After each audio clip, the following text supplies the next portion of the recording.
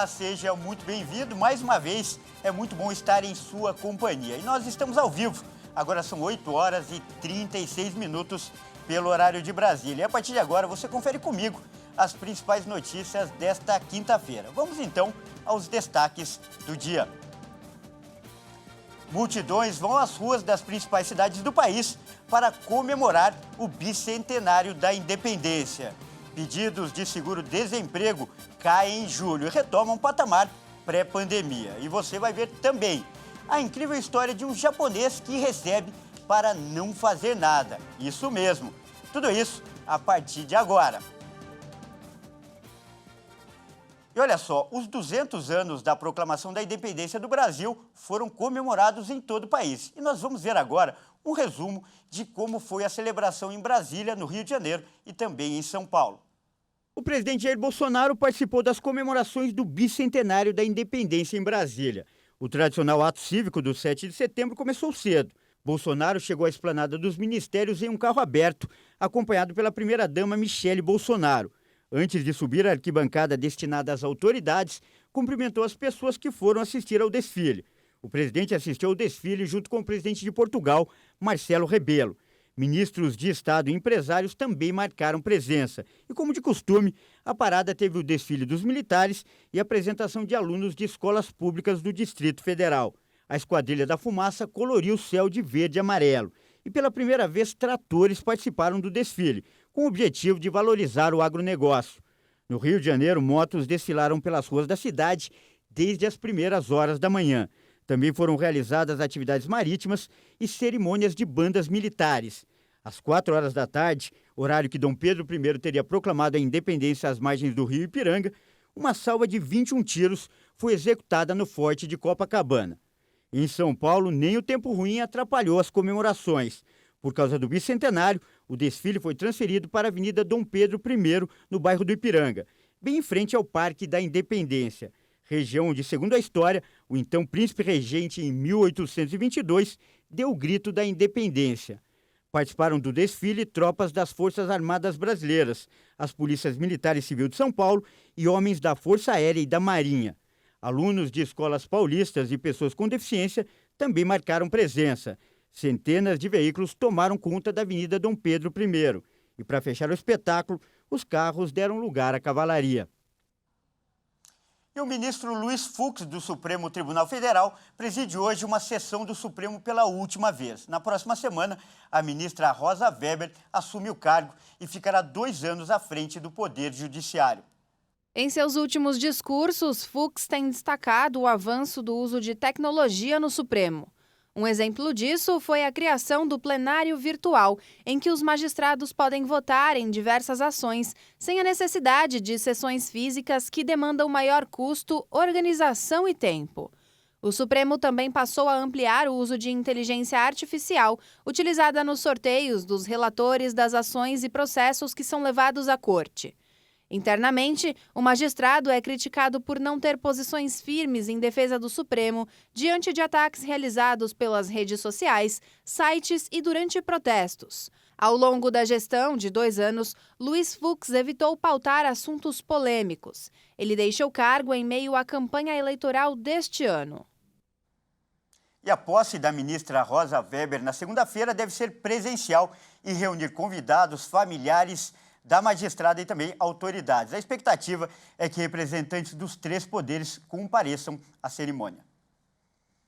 E olha só, a gente muda de assunto agora e fala de economia. Os pedidos de seguro-desemprego voltaram a cair em julho e retomaram o patamar pré-pandemia. Foram quase 530 mil solicitações no mês. Os pedidos de seguro-desemprego registraram queda em julho. No total, foram 529.700 requerimentos. No mês anterior, eram 539.800, um recuo de 1,9%. Desde fevereiro deste ano, quando foram registrados mais de 674 mil pedidos, os números vêm caindo. Os números dados pelo painel de informações do seguro-desemprego no Ministério do Trabalho e Previdência.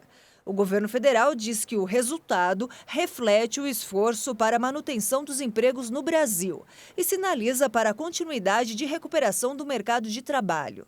Apesar de os números terem voltado ao patamar da pré-pandemia, no acumulado do ano, os requerimentos chegaram a 3.900.000, um aumento de 10,4% em relação aos primeiros 7 meses de 2021, quando foram registrados 3.600.000. O recorde de requerimentos foi anotado em maio de 2020, com 960.308, a maior marca da série histórica no começo da pandemia de coronavírus. E falando de saúde agora, os países das Américas se tornaram o epicentro do surto global de varíola dos macacos, com mais de 30 mil casos. Estados Unidos, Brasil, Peru e Canadá concentram a maioria dos registros da doença. Os dados foram divulgados pela Organização Pan-Americana da Saúde. A varíola dos macacos, ou monkeypox, circula na África Central e Ocidental há décadas e não era conhecida por provocar grandes surtos em países de outros continentes ou se espalhar amplamente entre as pessoas até maio, quando dezenas de casos começaram a ser relatados na Europa e na América do Norte. No mês de julho, a Organização Mundial da Saúde declarou uma emergência global para a varíola, que é o nível de alerta mais alto usado em surtos semelhantes, como o de Zika na América Latina em 2016 e o mais recente, de coronavírus. A afirmação não significa necessariamente que a doença seja particularmente transmissível ou fatal.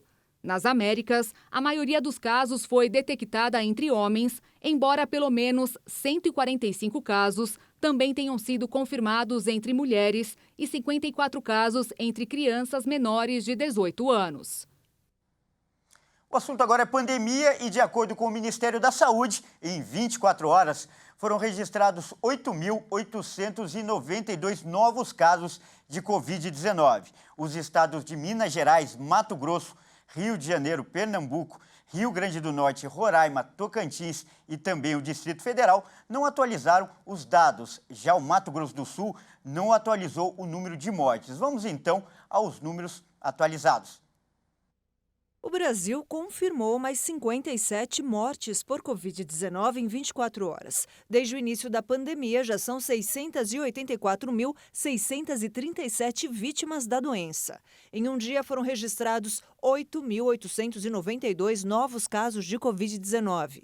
Ao todo, já são 34.499.823 diagnósticos confirmados. Com tendência de queda e variação de menos 37% em relação a 2 semanas, a média móvel de mortes chegou a 96 vítimas diárias. Já a média de casos na última semana foi de 9.996 registros por dia. Esses dados mostraram uma tendência de queda com variação de menos 34% em relação a 2 semanas. E ainda sobre pandemia, vamos falar agora sobre a vacinação no Brasil. O número de doses de vacinas contra a Covid aplicadas já passa de 470.910.000. Vamos entender melhor o avanço olhando o nosso vacinômetro.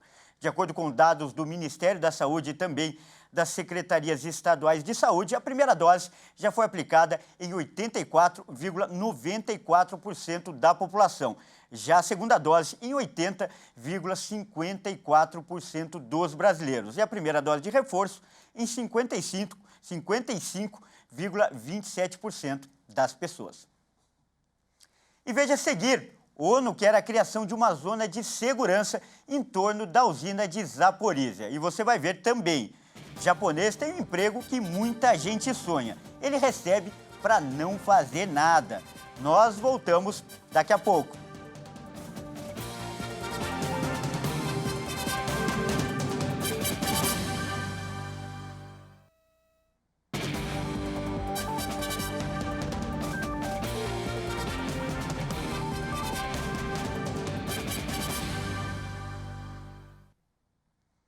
Olá, mais uma vez, seja muito bem-vindo. Nós estamos de volta e ao vivo. São 8 horas e 48 minutos, quase 49, pelo horário de Brasília. E eu volto falando de notícias internacionais.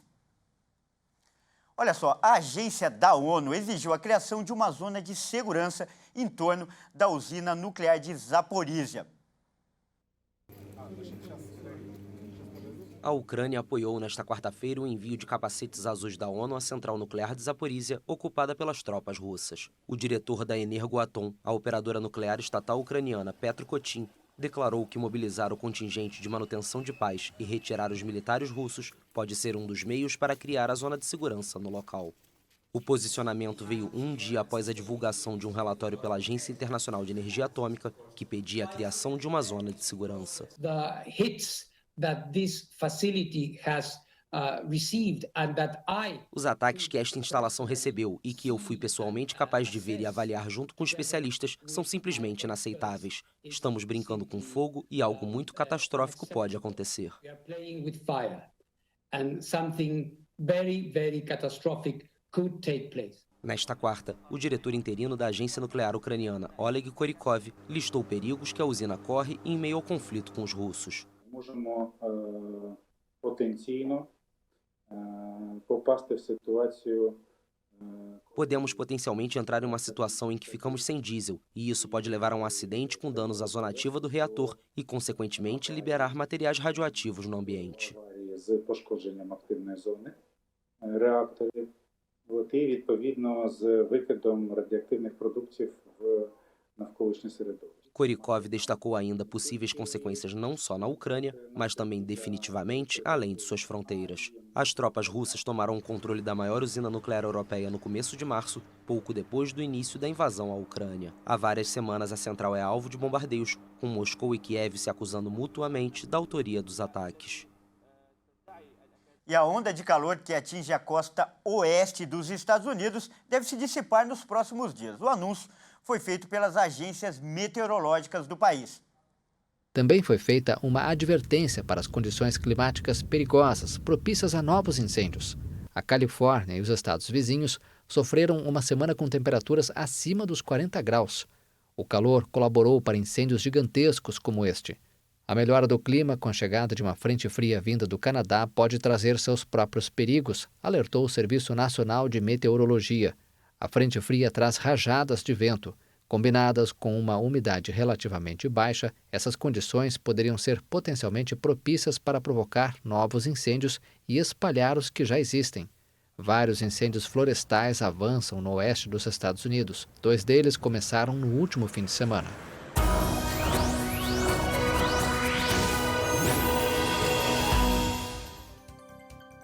E agora vamos falar do tempo. Uma massa de ar seco tem predominado em boa parte do país e, por conta disso, a quinta-feira deve ser marcada por sol e calor em diversas regiões. Vamos conferir, então, como ficará o tempo hoje em algumas das capitais.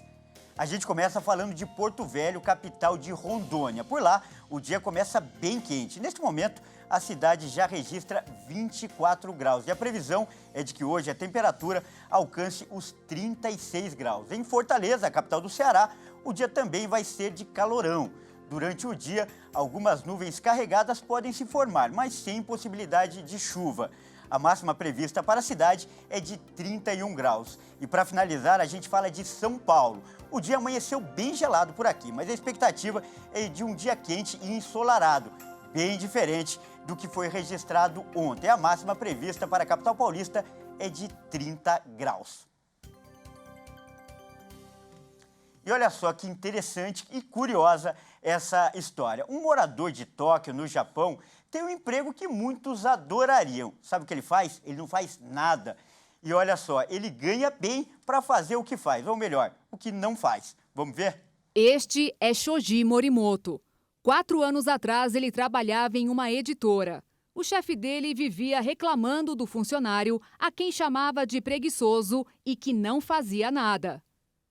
De tanto ouvir a classificação, Morimoto captou a mensagem e passou a literalmente não fazer nada. Hoje, ele apenas acompanha as pessoas. Nada de contatos. Vai a lugares combinados e fica ouvindo desabafos ou andando ao lado. Uma vez pediram para ele trocar uma geladeira de lugar. Jamais. Ele diz que o combinado é fazer coisas como subir em uma gangorra de um parque junto com uma moça que não tinha companhia, ou como ir a uma estação de trem para sorrir e fazer o aceno para a pessoa que estava partindo. E cada vez que faz uma coisa como essa, recebe o equivalente a R$ 370. Muitos médicos de planos de saúde do Brasil não recebem nem metade desse valor por uma consulta. Ao contrário de quem não faz nada e que até hoje já fez 4.000 acompanhamentos, com um rendimento de R$ 30.000 por mês, sem descontos. Bom, bem melhor ganhar para não fazer nada do que ganhar para fingir que trabalha. E essa edição fica por aqui. Eu agradeço demais pela sua companhia e convido a continuar ligado em nossa programação. Até mais!